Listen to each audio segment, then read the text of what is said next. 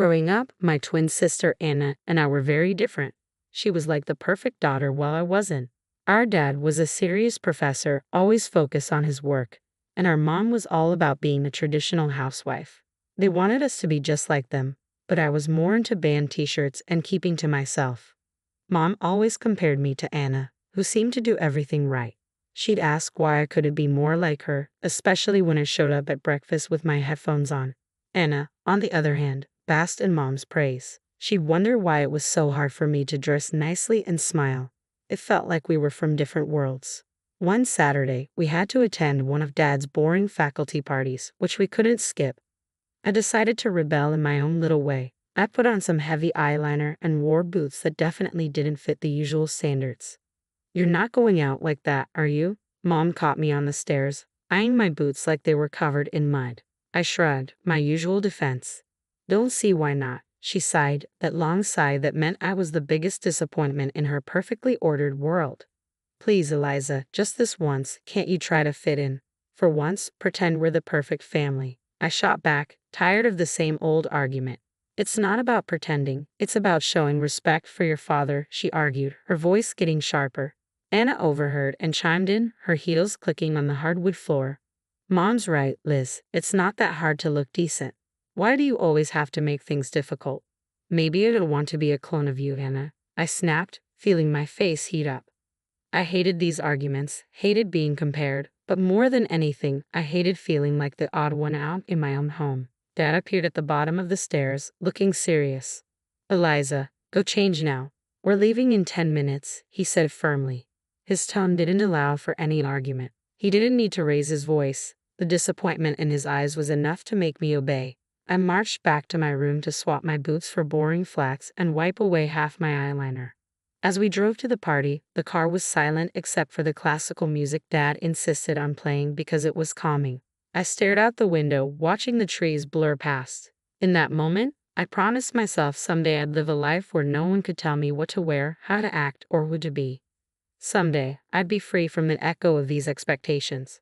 My room was the only place where I could pretend I was somewhere else, anywhere else. Unlike the rest of the house, filled with my parents' choices, my room was mine.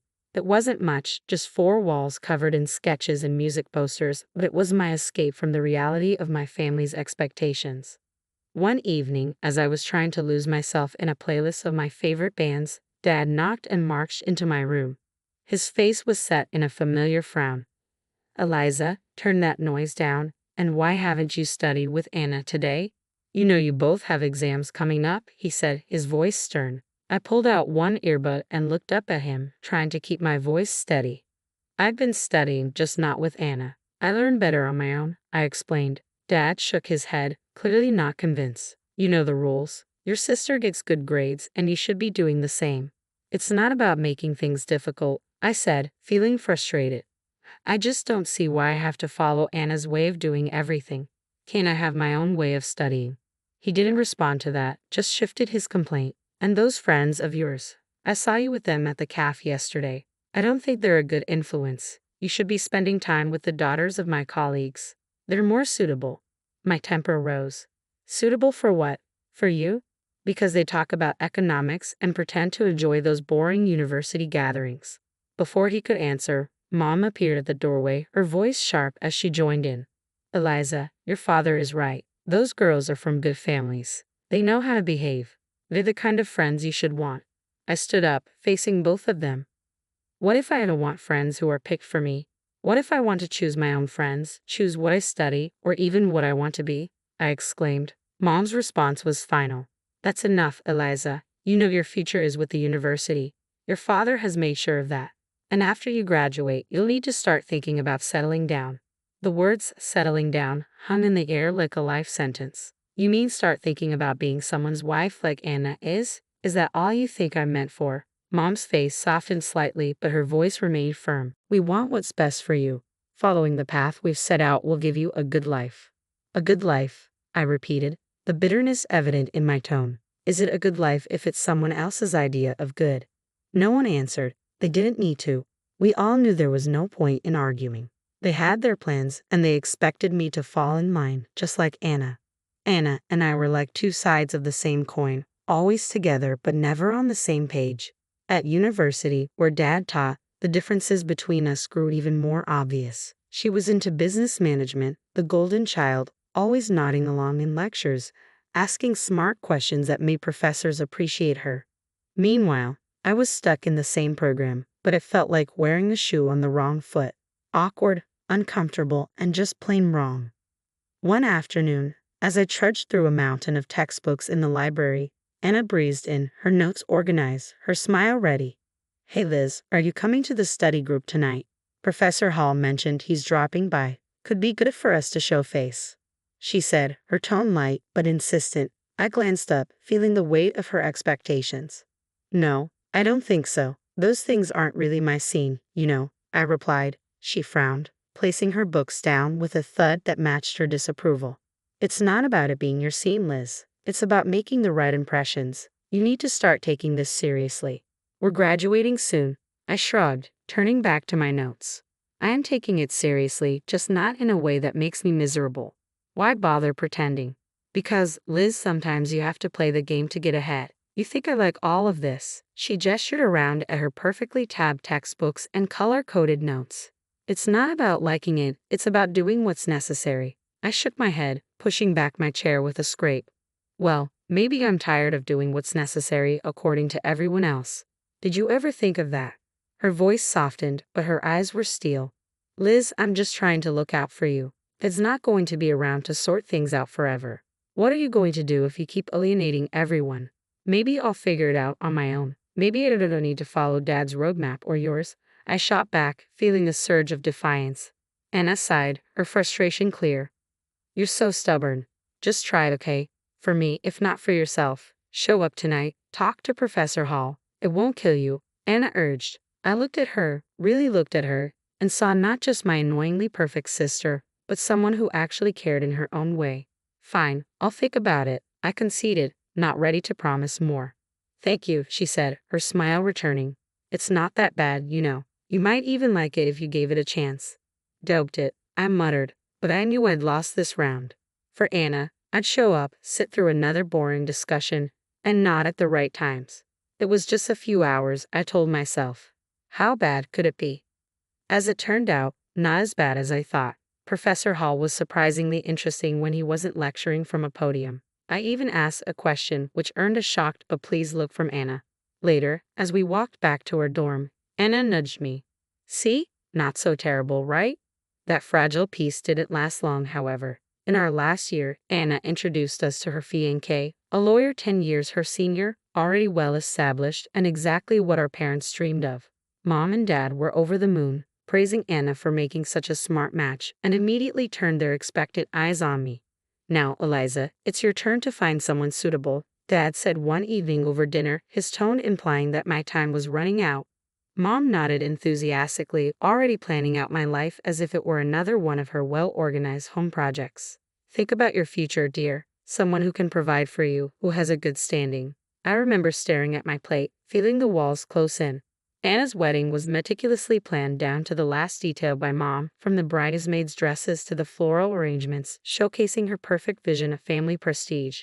After the wedding, Mom often visited Anna, doling out advice and ensuring her life played out just as she had orchestrated. Witnessing this, I knew one thing for certain. I didn't want my life tailored by someone else's hands.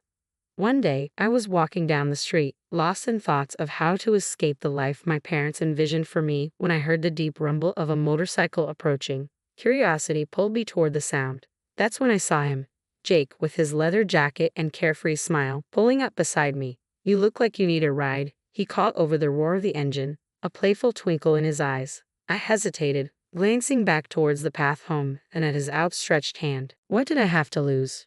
"Sure, why not?" I replied, my voice a mix of nerves and excitement. Climbing onto the back of his bike, I felt a rush of adrenaline as we sped away. The wind whipped through my hair, and for the first time in a long time, I laughed genuinely. Jake shouted something about showing me his world, and I held on tighter, not wanting this moment to end. We stopped at a diner frequented by bikers over burgers, workers, and fries. Jake told me about his life as a welder, his passion for bikes, and his love for the open road. It was so different from anything I was used to, raw and real, I remarked, my voice barely above the clatter of plates and chatter around us. Don't you get scared living like this? Scared? No, it's thrilling. You never know what's around the corner. Isn't that better than having everything planned out for you? Jake replied, his eyes lighting up with each word. Over the next few weeks, we met secretly. Each ride on Jake's motorcycle pulled me further from the life I was supposed to live and closer to the life I wanted. The speed, the adventure, it wasn't just about the thrill, it was about feeling alive, feeling free. One evening, as we watched the sunset from a secluded overlook, Jake turned to me. Eliza, I don't just ride to escape. I ride to feel alive, to make every moment count. With you, every moment feels like it's worth something. I leaned into him, my heart beating fast. I've never felt like this before. You make me feel free, Jake, I confessed. He smiled, pulling me closer. Then let's not go back to just existing. Let's live. 6 months with Jake felt like a lifetime of moments I'd always dreamed of. The day he proposed under the stars with a gentle rumble of his bike in the background, my heart screamed a yes before my mouth could form the word. It was perfect, except for one looming hurdle. My parents. I wrestled with the fear of introducing Jake to them. He was everything they disapproved of, his rough edges, his wild spirit, his simple yet content life as a welder. But love bolstered my courage, and I decided it was time they knew. The day I brought Jake home, he was clad in his usual attire, a leather vest, black t-shirt, ripped jeans, and a bandana. I loved it about him. He was unapologetically himself. As we stepped inside, I could already feel the weight of my parents' judgment. Mom's face went pale at the sight of Jake, her eyes widening in shock. What in the world, Eliza? She gasped, her voice barely a whisper. Dad's reaction was harsher, his words sharp as knives. Who is this, and why is he dressed like a thug in our house? I took a deep breath, steadying my nerves. Mom, Dad, this is Jake. He's the man I love. We're getting married. Their silence was deafening. Then Dad turned to Jake, his tone laced with disdain. Married? What do you do for a living, young man? What are your qualifications? Jake, bless him, didn't waver. I'm a welder. I took some specialized courses after high school. I work hard and I make an honest living. The look on my parents' faces was a mix of horror and disbelief. Mom looked like she might faint. A welder, Eliza. You can't be serious, as voice rose, anger flaring. You expect us to give our blessing to this? To throw away your future for a welder? I felt my resolve harden. Yes, because he makes me happy. Isn't that what should matter? But the life you'll lead, Mom started, her voice tremulous. Will be the life I choose. I shot back, my own voice gaining strength. Dad shook his head, his decision clear. We cannot and will not support this. If you choose him, don't expect to be a part of this family. The finality in his tone broke my heart, but not my decision. Jake squeezed my hand, giving me the strength to face them. Then I choose Jake. I choose us. I choose my happiness. Mom's eyes filled with tears, and Dad's jaw clenched tight. If you walk out with him, don't bother coming back, Dad said, his voice cold. Walking away from my parents' house with Jake, my heart was a mess of emotions, pain, relief, excitement, and fear all mixed into one. The night air felt different, like each breath I took was a step further into a new life. We rode in silence for a while, the only sound the steady roar of the motorcycle beneath us. When we finally stopped at a small diner on the outskirts of town, Jake turned to me, his face serious. You sure about this, Eliza? I mean, really sure? There's no going back after tonight, he said, his eyes searching mine for any hint of doubt. I nodded, squeezing his hand tightly. I've never been more sure of anything. Being with you, this feels right. It feels like what I'm supposed to do. He smiled, that reckless, charming smile that had won me over the first day we met. All right then, let's do it. Let's start our life together. Inside the diner, we found a quiet booth in the corner. The waitress brought over 2 coffees without asking, and we sat there, planning our next steps. So what's first? I asked, stirring cream into my coffee, watching it swirl and blend. We'll need to find a place to stay, at least for a while. Then maybe look for jobs. I have some buddies who can help us get started, Jake replied, his tone practical but optimistic. It's going to be tough, isn't it? I said, more a statement than a question. The reality of what we were doing was beginning to sink in. Jake reached across the table, his hand covering mine. It might be, but we'll handle it together. Tough is nothing new for either of us, right? I couldn't help but laugh. A short, sharp burst of genuine amusement. Right, together. We spent hours in that diner, talking and planning.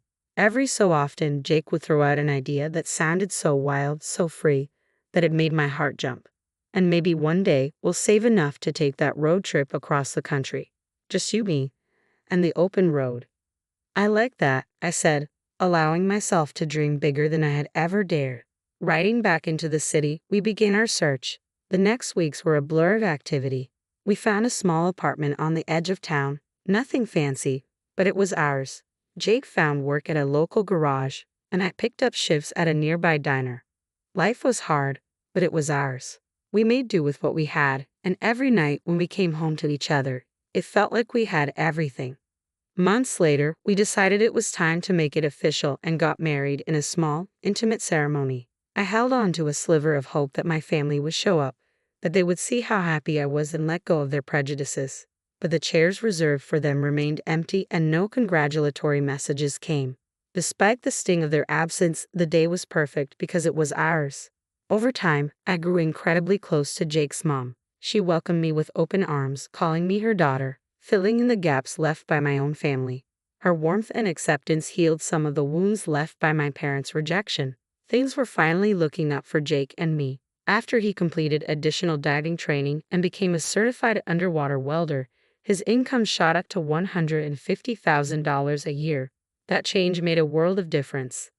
We managed to buy a townhouse in a nice area, the kind of place I'd always dreamed about but never thought I'd actually live in. I started working as a dispatcher in Jake's company. It wasn't just a job. It felt like I was part of something important, supporting the man I loved and building our future together. On weekends, we escaped the city on his bike, roaring through winding roads and taking in breathtaking views of nature. Those moments with the wind in my hair and his warmth against my back were pure bliss. Living nearby, my mother-in-law became a frequent visitor. One such afternoon, while Jake was tinkering in the garage and I was fixing us some coffee, she arrived looking a bit troubled. "There's been some ugly news," she said as she settled down at the kitchen table. Something about a professor at the university involved in a harassment scandal. My heart skipped a beat. "Oh, did they say who it was?" I tried to keep my voice steady, dreading the answer. She shook her head. "No, they didn't mention a name on the radio. But you know how these things go. It's probably all over the TV by now." Nodding, I flicked on the television, tuning into the news.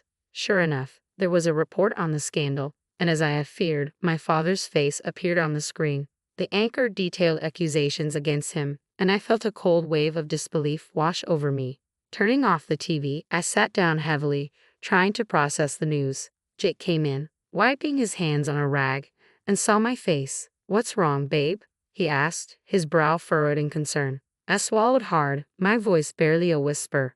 "It's my dad. He's been accused of harassing a student." Jake's expression hardened for a moment before he came over and took my hand. "I'm sorry, Eliza. That's tough news. How do you want to handle this?" I shook my head, not really sure of anything at the moment. "I don't know. I mean, what can I even do? It's not like we're close anymore."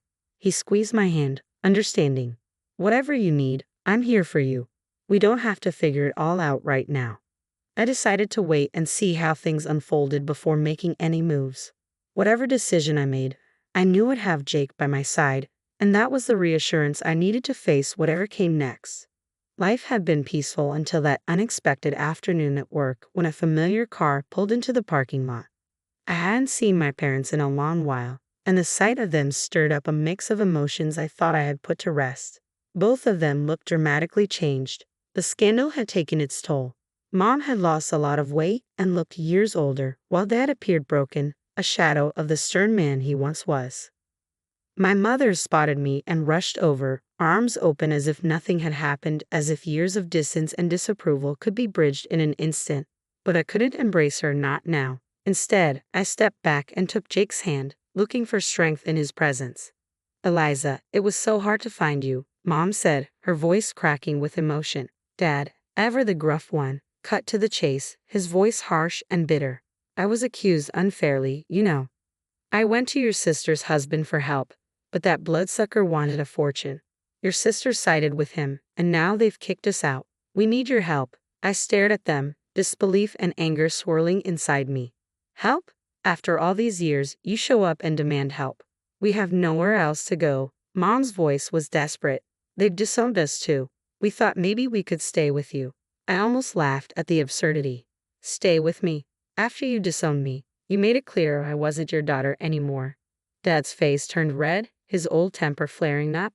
You owe us, Eliza, after all we've done for you. That's where you're wrong, I interrupted, feeling Jake squeeze my hand in support. I don't owe you anything. You threw me out because I chose my happiness over your demands, and now you want what? To just move in and pretend like we're a family. The situation was spiraling, and I could see people watching, a crowd beginning to form.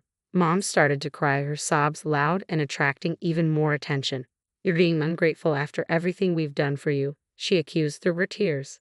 I took a deep breath, my decision clear. No, Mom, I'm not ungrateful. I'm free and happy. You made your choices, and now you have to live with them. As we walked away, I heard my dad yelling, but Jake leaned over and quietly told the security team, don't let them come here again. The following months flew by, filled with love and peace. We welcomed a son, a new beginning in our growing family. My parents never came back. That day in the parking lot was the last I saw of them. And while part of me grieved for what could have been, I knew I had made the right choice for me and for my family.